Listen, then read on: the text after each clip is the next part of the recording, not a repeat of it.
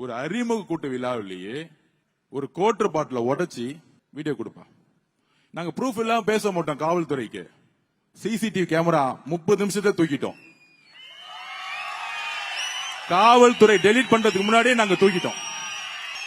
தோ இங்க இருக்கு. பொய் சொல்லுவாங்கல்ல, என்ன தெரியுமா சொல்லுவாங்க?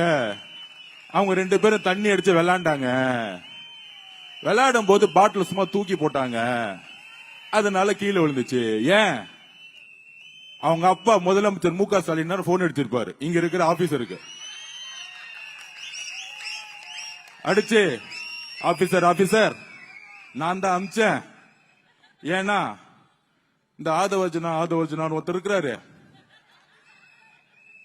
நம்மளுடைய தலைவர் வெற்றி தலைவர் விஜய் சாருக்கு மேல கொஞ்சம் நம்ம பண்ற எல்லா உண்மையை எடுத்து சொல்லிட்டு இருக்காரு.